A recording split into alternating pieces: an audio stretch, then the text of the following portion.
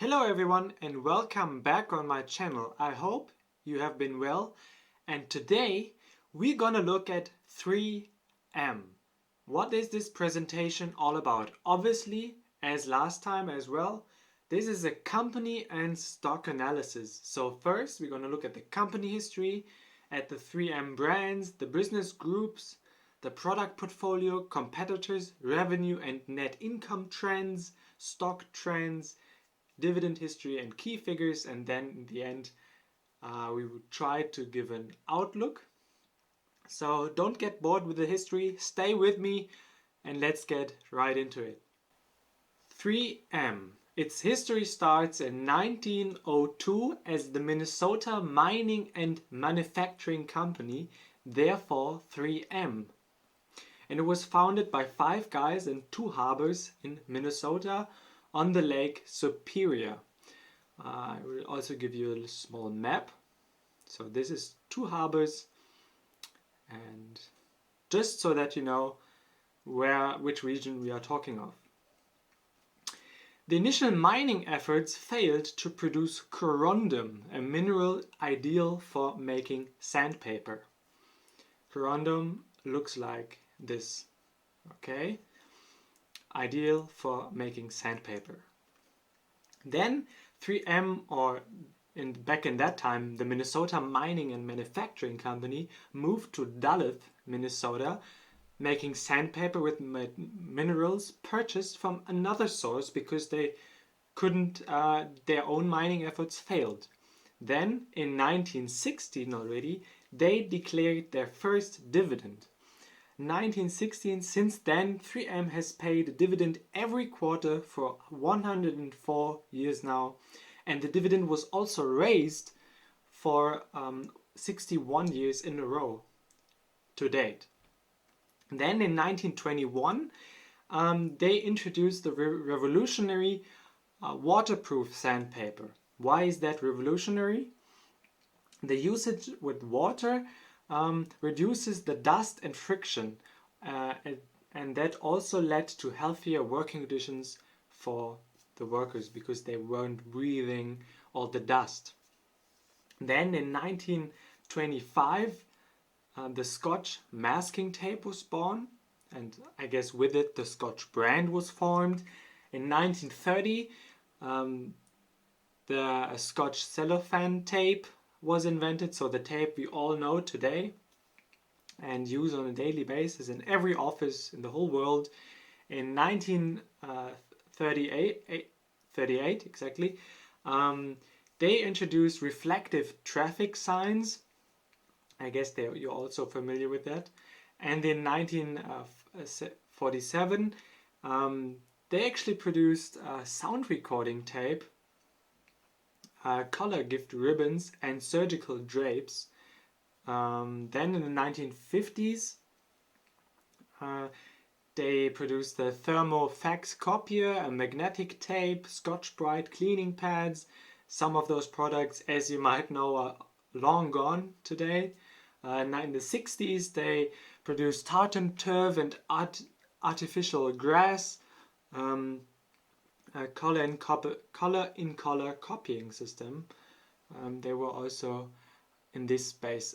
Then in 1980 they invented the post-it notes that we all still use today, and probably that's the main consumer brand that people know 3M for all over the world. Even though people might not know that Post-it is a brand of 3M, that's what 3M is known for.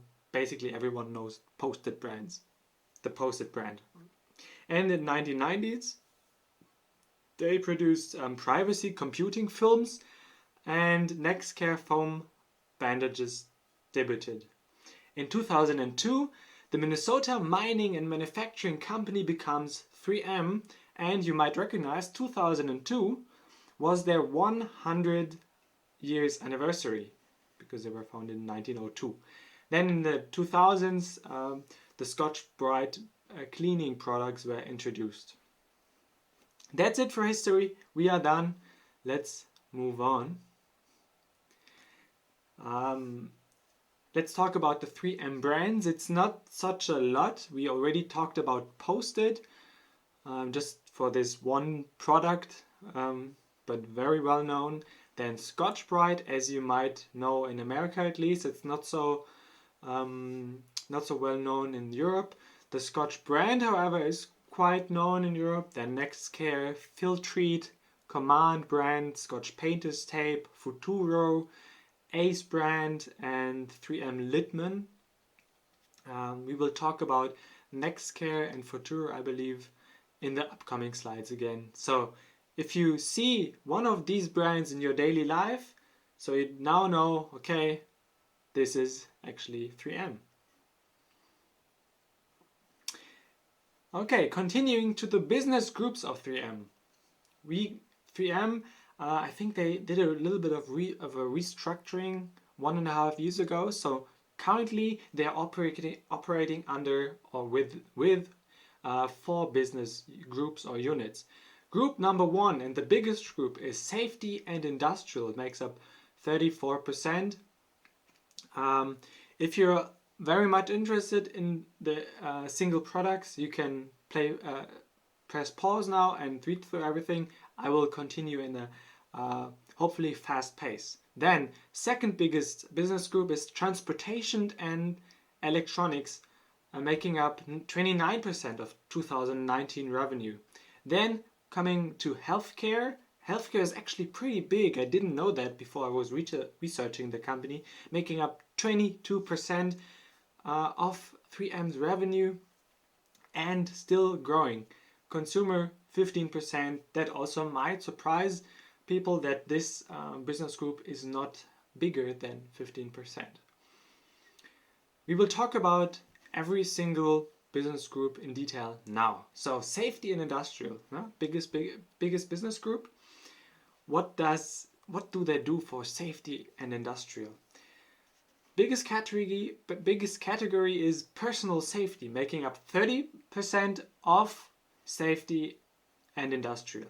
So that just so you know how to read these numbers. And basically you can just look at the pictures now.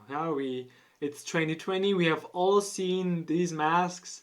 We all got to love and to hate them.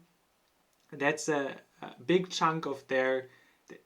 I mean, it's a 30% chunk of a 30% business unit. Okay, keep that in mind. So 3M does not generate 30% of their revenue from selling masks. Then hearing protection, the tapes, building safety solutions, structural adhesives, industrial adhesives, auto body repair solutions over here, and then also medium voltage cable accessories and insulation tapes. I really had no clue about this. Also, I found the roofing granulates very funny and interesting. I had no idea. Okay, continuing to the next business unit. Transportation and electronics, the second biggest one. Electronics, I didn't have any clue that they were manufacturing this, and it's actually pretty big. Like it's the biggest product group in their second biggest business unit. So electronics, what is electronics? Funny thing, they have bump-ons under electronics. They have wire mount plugs, cables, ribbon connectors, and they even at least produced a CF card reader. I would have never guessed that before.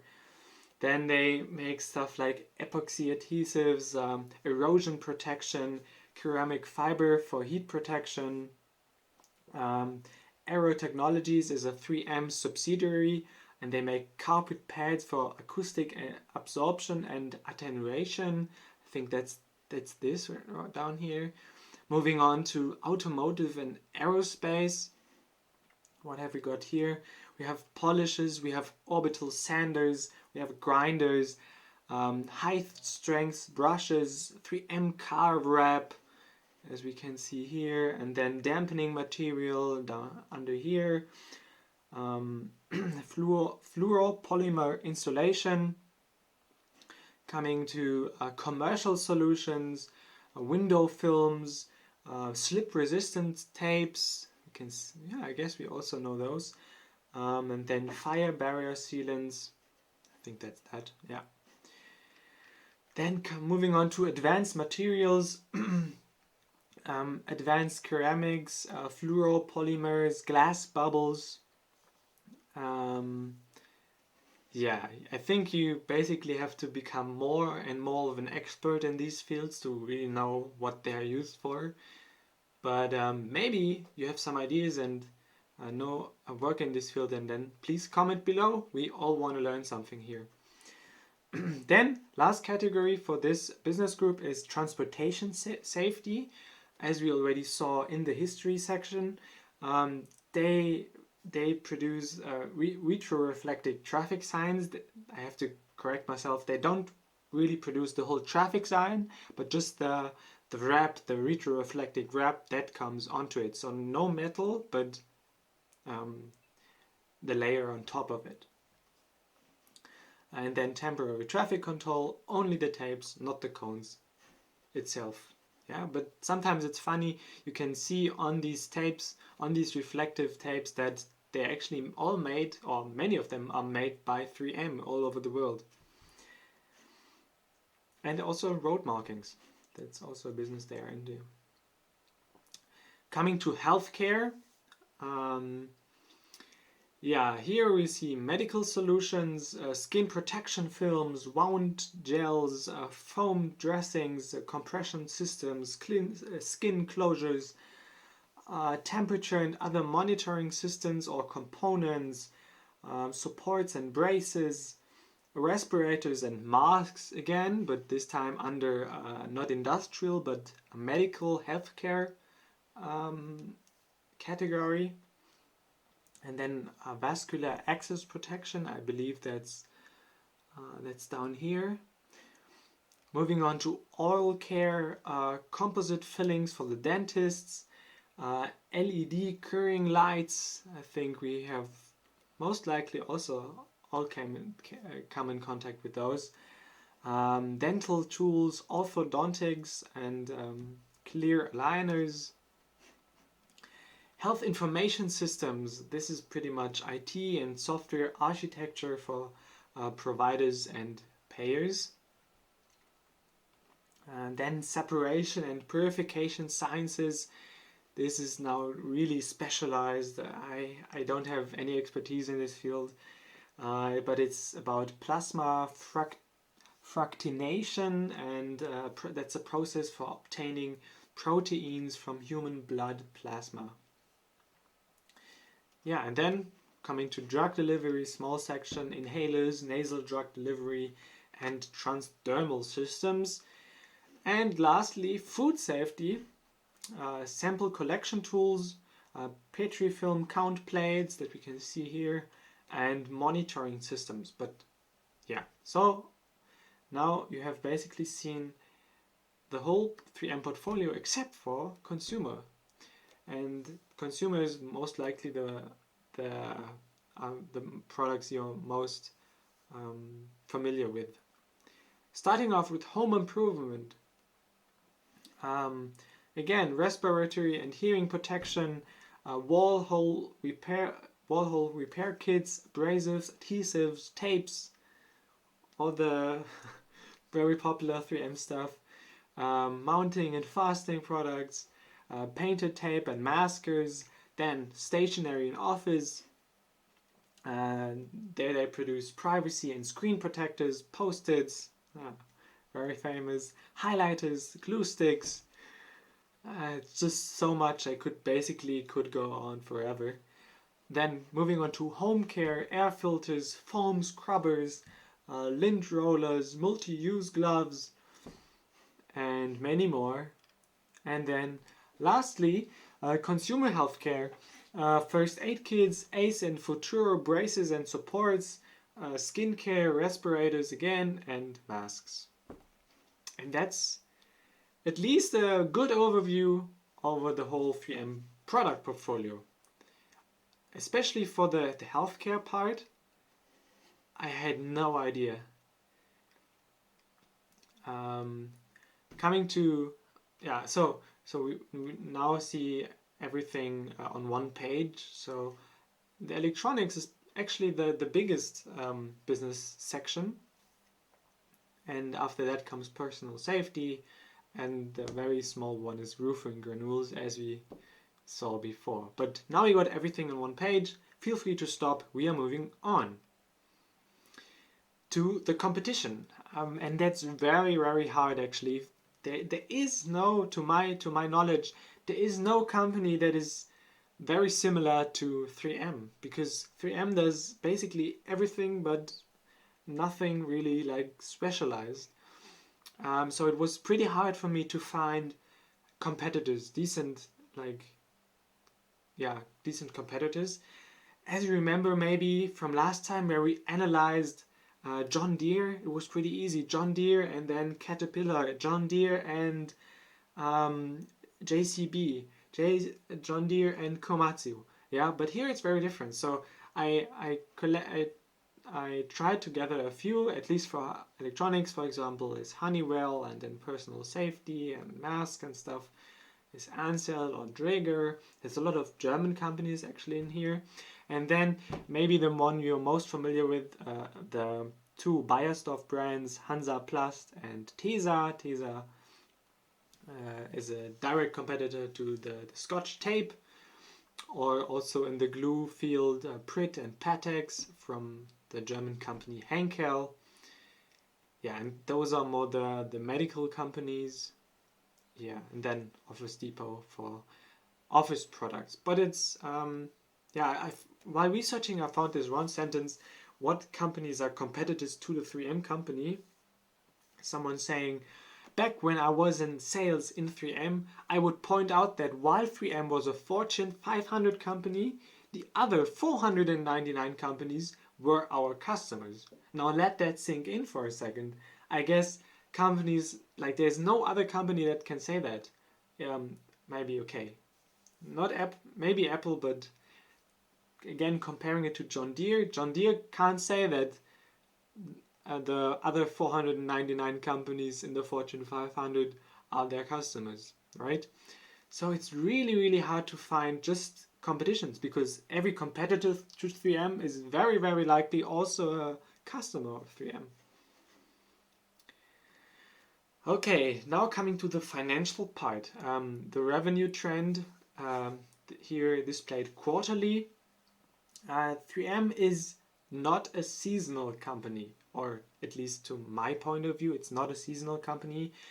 I guess you can say that Q2 and Q3 are often slightly stronger than the other quarters, but not by much. So for example in here, okay, we can't see now, but yeah, there's no big wave going from the winter to the summer, for example, as we saw, if you remember, at John Deere, for example. And then as you have maybe seen before, there's not a huge revenue growth in the last, let's say, 8-9 years. There wasn't. You can also see that on the annual level, they only had a revenue CAGR of 3%, meaning the revenue grew on average in the last 15 years only by 3% per year. And then from 2018, 2019, it even dropped by 2%. Of course, all not dramatic. And of course, the year 2020 is not finished yet, but only half over as I'm recording this video. So after 2 quarters, they have at least already achieved this amount of revenue. Okay, so maybe keep in mind revenue growth rate 3% per year based on the last 15 years. Then moving on from revenue to net income. It looks very similar, but the net income actually grew less than the revenue. So normally it should be the other way around, because with time and with with cumulative output, you get more productive and therefore can extract more net income out of the same revenue. But here we were sitting at 3% revenue growth and only 2.8% net income growth on an annual level. Of course, this is also caused by the year 2019, because while the revenue only dropped by 2.1%, the net income dropped by nearly 15%. But we will also get into this later. And I think this might also be due to restructuring taking place at 3M, more leaving this old industrial businesses behind, so electronics and personal safety and this kind of stuff, and more moving to healthcare and maybe also consumers. Then compared to the net income from last time, John Deere net income trend, we had a CAGR net income growth rate of about 6%, and this is nearly twice as much as 3M had. But as I wanted to show you here, from 2005 to 2014, 3M was growing by quite a bigger pace than they were after that. They were kind of flatline after that, after 2014. And maybe this also impacted the stock price, which we will look at in a few seconds. Okay, just for comparison's sake, so that you know, John Deere, of course, they are in a different industry, but at least also an industrial company, different growth rate for net income. This is 3M again. And I wanted to point out that, this is actually 2.58 billion US dollars is actually already 56% of the 2019 net income after 2 quarters. So yeah, we might surpass the 2019 net income, but this is, by now it's only speculation. Who knows about the second corona wave, whatever, just as a side note. Then here I'm just plotting net income versus revenue trends, and there's not a huge reduction in this gap, because a reduction in this gap would basically mean the company becomes more productive. You can maybe even vote for the other side and say they became slightly less productive, as we saw before with the difference in the net income growth rate to the revenue growth rate. And you could say the gap widens a little bit on average. Yeah, and you can extract the average 15% net profit margin out of these numbers. So out of every posted 3M sales, they extract roughly 15% net profit. Then operating income, I don't have much to say here, except for it's even a smaller growth rate, also largely to blame the year 2019 for that, of 1.7% compared to the revenue trend of 3% and the net income growth rate of 2.8%, I think it was. But at least it's always a positive operating income that's not self-evident and helpful to investors, because it does not include taxes and other once-off items that might screw profit. As we will see later, the net income is actually pretty tricky. The operating income is the amount of income a company generates from its core operations, meaning it excludes any income expenses not directly tied to the core business. Operating income basically tells you what the core business of this company is doing, and so far it's doing all right, but it's not growing all too much.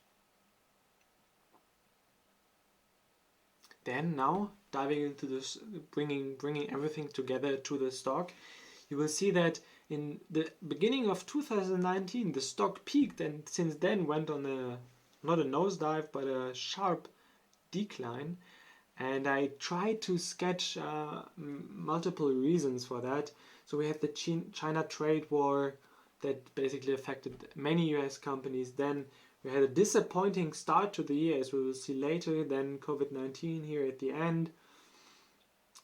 Yeah, and we are all in all, I think, down about 30% currently from the all-time high. So in the following slides, I try to explain and try to find reasons for myself why we saw this decline. Because as we saw here, the revenue wasn't growing all too much, and the net income also wasn't growing all too much, but it also wasn't falling off a cliff. So why do we see this decline here? This quite impressive decline of 30%. So we start off in January of 2018, January 25th. Actually, there were pretty good news. It says post-it maker 3M lifts earnings outlook and raises the dividend. Sales climbed 9%, from a year ago to 8 billion, and just ahead of analysts actually also. But only a few days later, the stock goes into the nosedive. Why is that? So we had pretty good news on January 25th. But then February the 20th comes along, and there was 3M settling on water pollution claims with the state of Minnesota for 850 million. Now, what is 850 million in context? 850 million US dollars is about 17.5% of 3M's net income of 2017. So it's not necessarily a lot, but you have to take in consideration there are many other claims and many other similar claims outstanding, and they're still dealing with. So that maybe frightened investors that there might be more claims coming, and there might be they might have to pay even more money to settle those claims. This was the begin of the decline in my point of view. Yeah, as we saw here, that's the 25th of February. Then April 24 comes along, where 3M posted the worst day in 9 years after cutting its earnings forecast. If you remember, in the beginning of January, they were upping the earning forecast from last year's estimates, and now they are actually cutting it again. So it's a little bit wibbly wobbly, and that's something definitely investors don't like. That's you will see also in the next news. It's a little bit of loss of trust in the management. First they up the guidance, then they lower it again. Investors search for reliability and consistency, and I think that's also what comes into play here. So we going down further, but then 3M posts a good quarter in Q2 2018. Proved critics wrong yet again. So we are on a slight uphill here, and then 3M tanks again after slashing full year guidance. So we are cutting it again after the Q3 2018 earnings report. So first upping guidance, then lowering it, then cutting it. Yeah, getting deeper and deeper. Then again, we are now on April 25th in 2019 already. 3M plunges, forecast cut after disappointing start to the year 2019. Yeah, that's a very big decline here. That's where they said they actually did a 11.5% EPS downgrade in Q1 2019. So they were saying 2019 is actually not as promising as we thought going into the year, and therefore we have to cut and lower our guidance. And this also disappointed investors even more. Then in January 2020, 3M just got hit with a trifecta of negative news. Here's why the stock is diving again.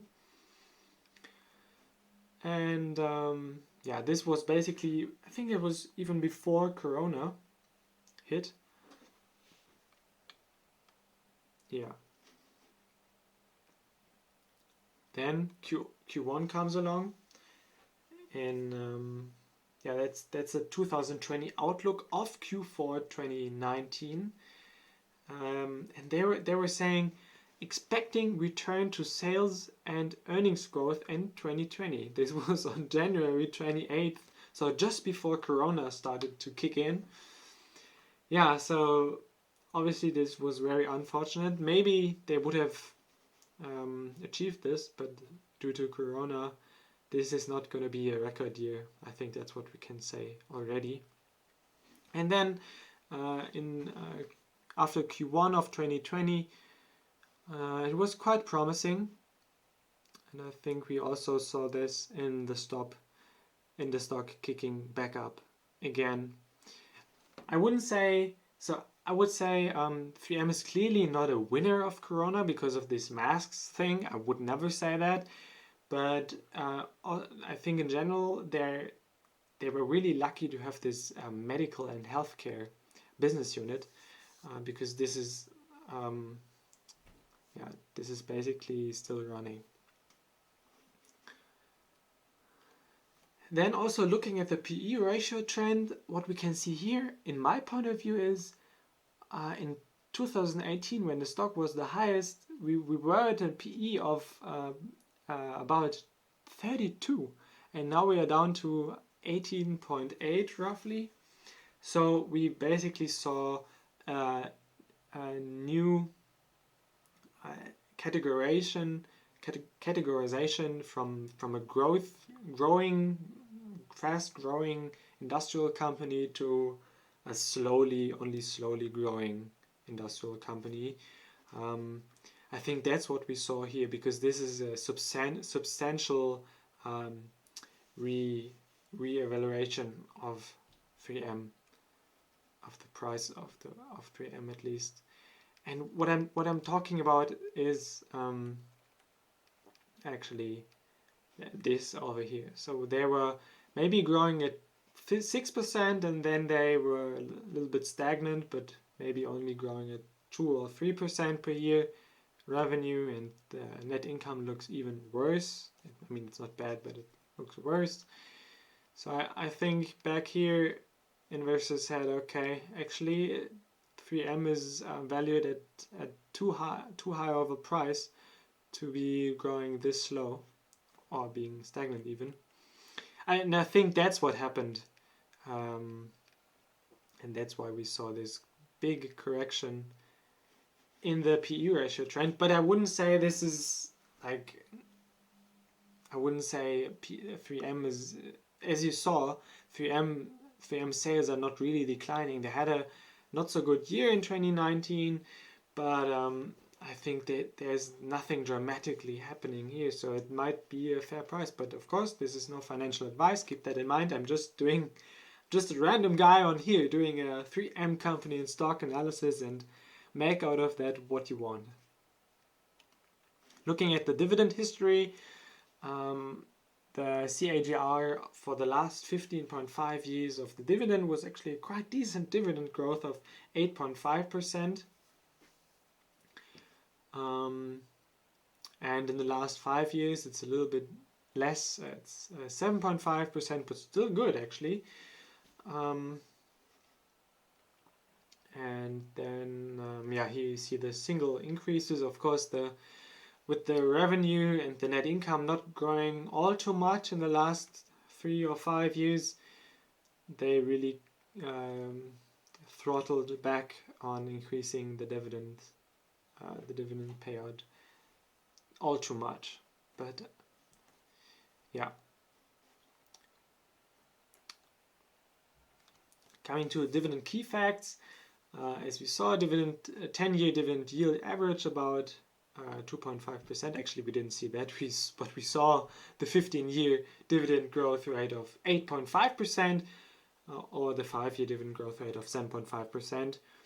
Dividend payout ratio for 2019 was only 29%, even though they didn't have a whole lot of net income. So 29% actually looks pretty promising. But actually, I'm very sorry. The 29% must be a mistake. So we're looking at, for 2019, dividend payout ratio at either something between 76% and 77%, which is still not bad in my point of view. So I think 75% is actually the sweet spot where you want the payout ratio to be if you are interested in dividends. Yeah, but shouldn't go too much over that. And then dividend was annually increased for 61 years now, and dividend sustained was for more than 100 years, as we already talked about before. Here I also listed you the repurchases. They were also throttled back, and I think here you see that only 30% of the net income was spent on repurchases in 2019, so that's they're spending less on repurchases than they're spent on dividends, which is fine with me, actually like that. Then, as you might remember, I said with the net income it's a little bit tricky. What you see here in the gray boxes is the adjusted net income they present in their earnings calls, in their presentations, and then the solid blocks are just the pure net income, as I want to say. And you saw here, coming into 2020, the gray ones, Q1 was actually looking pretty good in terms of pure net income, and Q2 actually also didn't look too bad in terms of pure net income. It looked better than the Q2 of 2019, even though we are 2020 and we are basically in the middle of a giant pandemic. But if you look at the adjusted net income, the adjusted net income only did a minus of 17.2% year on year. That's from here to here. But the pure net income actually is the other way around. It grew about 17% from Q2 2019 to Q2 2020. So that's always a little bit tricky. In the end, obviously, the pure net income counts, but yeah, I think adjustments are also done for a reason, but it's maybe also not as bad as you might think here. Yeah, and then you will see what's in for the next quarters. Just want to point that out, that also it's important to, if you read the news, then they might rely on the adjusted net income, and they will say, oh, it's a 17% decline. But it actually in the pure net income, it's a 17% increase. I think that's why also firm is doing quite okay right now. It's the stock. I'm talking about the stock, but also not great. It's just basically waiting for more news and new quarter results. And then a little bit of an outlook. So 3M's tries to grow their healthcare business. Safety and industrial are pretty much stagnant, and transportation and electronics are also stagnant. And where 3M also sees growth currently is the consumer business. Yeah, so that's a little bit of an outlook. Also here, infrastructure, manufacturing, and safety, those are the foundations of the company. These are and will be the core business of the company, but they're searching for growth here in the retail, in the consumer part, and in the healthcare part, definitely. Yeah, this is just a summary. We saw this before. And then all that is left for me to say is thank you for watching. Please consider subscribing. I hope you learned something. And if you have a wish for a company that I should analyze next, let me know in the comments below. That's it. I'm out. Remember, just be lekker. Bye bye.